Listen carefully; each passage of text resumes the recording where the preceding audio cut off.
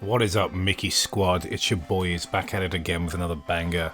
Make sure to like this video 11 times, which is, of course, an odd number, meaning that you will like it again rather than unlike it. I think that's how maths works. Today we are doing a little bit of backtracking to actually open up the next part of the map. So up and around here, if you stay keeping your head above water and trying not to take too much damage, as I'm doing here, you can basically head off to the next part of the game and actually enjoy yourself instead of backtracking. So, Chris, I forgot to ask you in the last episode, now you've experienced, about 15 or 20 minutes of the game. I mean, first impressions. Is this good? Is this a game you like? Yeah, it's good. I do like the look of it. I like the overall aesthetic of it. It's very, it's very 90s Disney. Yeah, completely. And it doesn't like. I'm liking this pitch black darkness level already of the.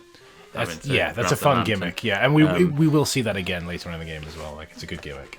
Yeah, overall, I mean, the mask system's obviously got its limitations with what it can do, particularly with like stuff going on in the background. Yeah, the backgrounds are pretty simplistic. Obviously, they'd have to. Yeah, you give it. I give it its dues for trying. It's good. It's good fun so far. I've been in. Yeah, as I said, it's not a game that I experienced as a kid. But I'm sure I would have enjoyed it had I played it back then. Yeah, I was just saying it does look like it's got some moments in it where that could potentially be annoying, where you have to be absolutely pixel perfect. But then that's the same with a lot of these type of side-scrolling platformers of the day. I don't really mind that too much. I don't even think of those as problems. Those are like genre trappings at this point. There's like conventions of this particular subgenre of game. I think that you and I are probably going to end up playing World of Illusion together. I haven't. Obviously, we're going to do a Let's Play of World of Illusion. I'm not sure who my guest is going to be on that one, but it's either going to be you or Matt, realistically. Yeah. So. For fuck. Shit. It's just what you were saying. It's just what you said about being pixel perfect. That was a pretty difficult looking jump, I must admit. Would have been equally surprised if you made it. It was a difficult jump. But, I mean, like I say, it's not the easiest game in the world. It's not the hardest game in the world. It's got a nice difficulty. It does get a little bit crazy later on. Yeah, but I would say... Go on, sorry. No, I was just going to say that's to be expected because, in those days, the games were a lot shorter. And you typically only have, like, one game at a time, right? You wouldn't have, like, a mess of games to play. Your parents probably afford to buy you one, for your birthday and one for Christmas kind of thing. So you get a couple of games a year. Yeah. And you didn't want to complete them straight away. Yeah, exactly. So they would make them a challenge for you. Yeah. No, it looks a lot like Castle of Illusion to me, like a rudimentary sort of version of Castle of Illusion. Well, I might pick up the 8-bit version of Castle at some point and play it and that might be fun to do a blind LP with that one because I think I know enough about this game that I could just about play that. Yeah. Without, failing too hard. Failing like spectacularly, How much different is that to the Mega Drive version? I say, having not actually played it myself, I don't know for sure, but I know it's this exact engine. So pretty much all the gameplay you see in this is the same. It's just different power-ups and things in this one. It's expanded upon quite a lot. One thing that always interests me is the word "try" is at the bottom of the screen. Yeah. I don't know if you know this, but apparently that was brought down on them by Disney.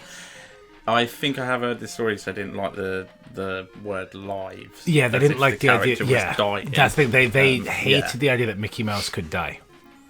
They found that's just absolutely unacceptable. Which is hilarious, because Steamboat Willie, the character, is now in like straight-to-video horror movies where he's chopping teenage girls up with an axe and this sort of thing. Things have changed a lot since then. Yeah, I can see their own internal sort of logic behind that decision Mickey Mouse can never be killed. I understand why that would be offensive. I love that the ghost is just like a cheap sheet. Yeah. I actually quite like that visually. Yes. By the way, in case it was unclear, I didn't intentionally leap directly into the flame. That was an accident. That was just me being impatient with how this boss works. The bosses in the game very rarely change their pattern. I think maybe even only the final boss does. Right. So once you've learnt the pattern for the bosses, they're pretty easy. Yeah, I liked the design of that particular boss. I don't know, it seems like a weird thing to describe it looking exactly like a child would imagine a ghost would look. But I think you're absolutely right, and this is exactly what this is. Yeah, it's a kid. It's a kid's world. It's a very child-friendly game, but it's challenging enough that you don't feel like you're wasting your time playing something for a kid. You still feel like you have. It looks hard. It does look hard. Yeah, like it's not outrageously tough or anything. I'd say it's typical of its era. I would say it's not Contra or something. It's not.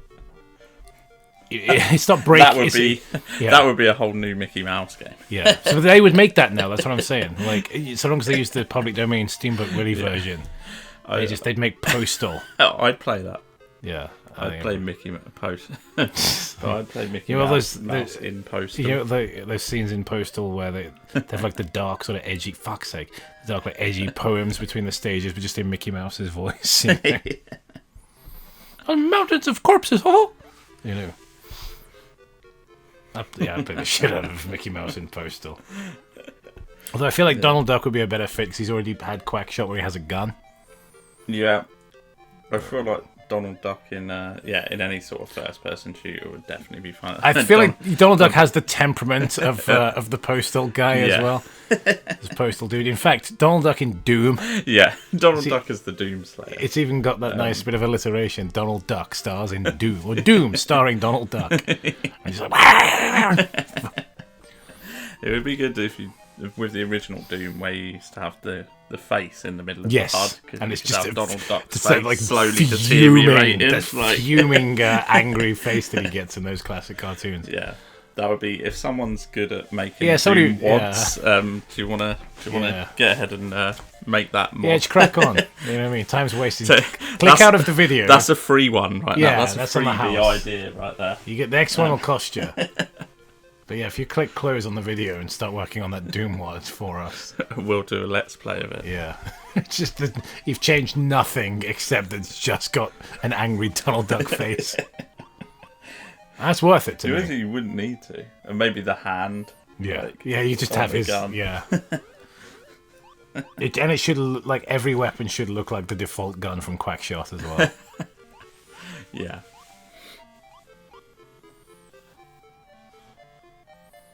Alright, so this is a fun little level. You're inside kind of like the roots of sort of underground and lots of bugs and everything. I always liked bug levels as a kid. I always found them creepy.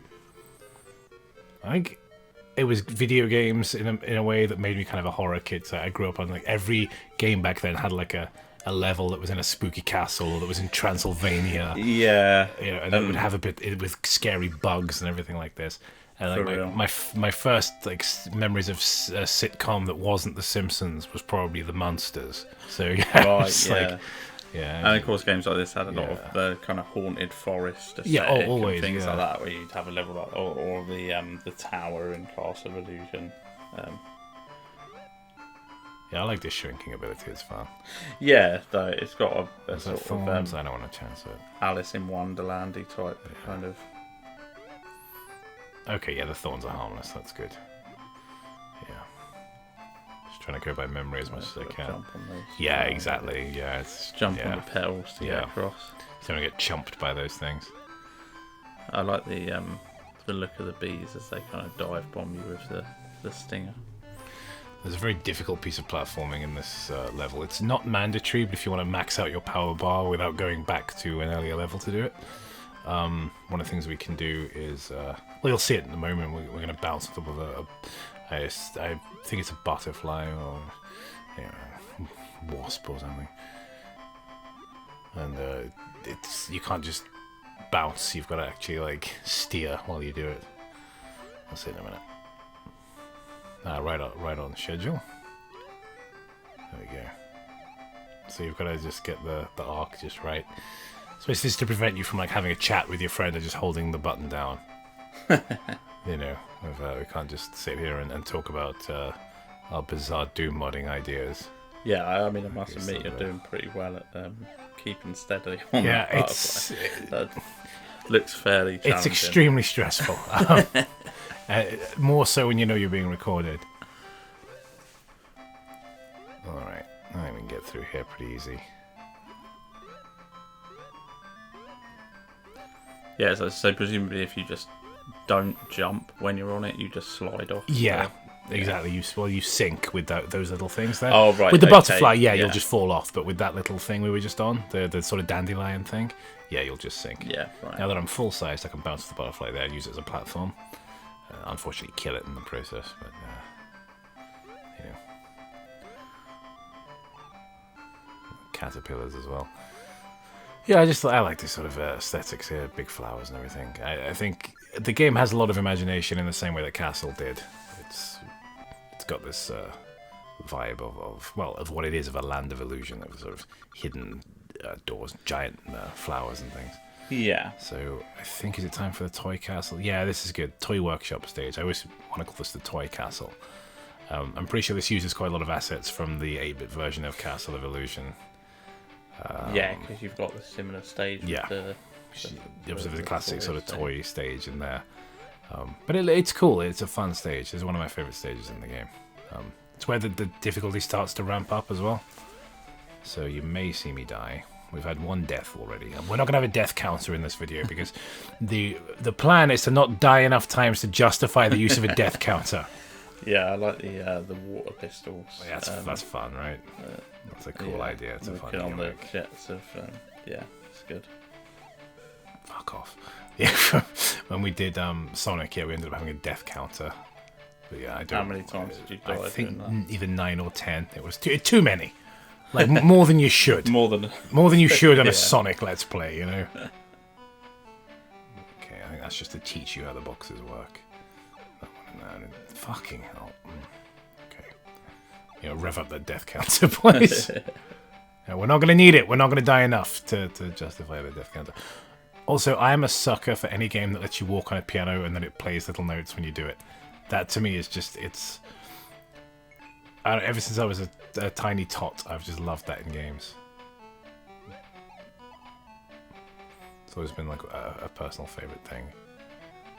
Okay, so what's cool is when the boxing glove punches down, the box jumps up. Ah, right. So it's kind of like a fun little thing you can do. It's used for sort of little jumping puzzles like this. It's kind of cool, I guess. Yeah, I'm liking the playing card enemies. Yeah. Yeah, so it's got a kind of Alice in Wonderland type kind of vibe going on, hasn't it? In some ways. Yeah, I think so. They never did make an Alice in Wonderland game, and it always confuses me that they didn't, because they had Little Mermaid, and they had 2 Beauty and the Beast games. What systems were they? Mega Drive. I never even knew that they made Beauty and the Beast game. They suck, the Beauty and the Beast games, but the fact is that they made a Fantasia game. The game wasn't very good, but they made a Fantasia game. Yeah, I remember Aladdin being good, really good. Yeah. The Lion King being good, but fucking hard though. I've got that on Master System actually. That's one of those occasions where it is just the same game, but 8-bit instead of 16-bit. But the music sounds really good in the 8-bit version. The Circle of Life song in it, rendered with the Master System sound chip is just beautiful. It's like unironically gorgeous. Yeah, I haven't played too much of the Master System version, but I've definitely played a fair amount of the Mega Drive one. Yeah, it's the same game basically. Is it the Elephant's Graveyard? Yeah. Just the most ridiculous. Oh god, see, difficult level. That's quite a large hitbox there. That's annoying. Yeah, that's that's tricky. Okay, yeah. Okay, and so it's fairly obvious what you have to do here, right? You've got to get the key using the claw. And if I recall, it does have a rather annoying precision to it. Yeah, you have to be really precise, which is a bit of a pain. you're not penalised at all for not getting it, aside from the fact that the game is on a time limit. But who the hell's going to run out of time, you know? Fuck's sake. Yeah, it is a little bit frustrating. I may run out of time. Right, we gotta get this thing. Okay, come on now. All right, I think that's it. Come on, there we go. Alright, it's almost as annoying as those machines are in real life. Oh, well, at least it didn't drop it when it picked it up. Yeah, those things are such a fix. Yeah, that's actually cool. What, like, arcades today annoy the shit out of me because they don't have anything cool in them anymore. It's just like gambling. Yeah. And machines to get tickets. It's like, oh, you should do this game and you get a bunch of tickets for a prize. I don't want to do any of that. I just want to give you my 20 pence piece and play exactly. and play Time Crisis. Yeah. I've already got a countertop oven.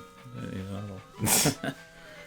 Genuine. So this is no longer a Let's Play. This is a Boomer podcast. Like, we're just going to complain about the younger generation and about how they don't like the crying, laughing emoji. That's the whole show. I don't know. I feel when I see that emoji, I feel nothing. I'm not young enough to be affected by its seemingly infinite cosmic power. Yeah, same with the thumbs up emoji. Yeah, I've never been bothered by the thumbs up emoji either. I think if you're being bothered by emojis, there's a problem. It's an inherent problem. There we go. Good. This good Horace Horsecollar, aka Goofy. Certified gouache moment. Come on, say gouache. Yes! Actually, it's gouache here. Which is more Russian sounding. It sounds like a vodka. Eastern European Goofy there. He's dressed like he's in an Eastern European country. I.e., like he's in a state of terrible poverty, I would say. He looks like he's living under the iron fist of communism. That's going to be the next episode. Communist Goofy. Good night.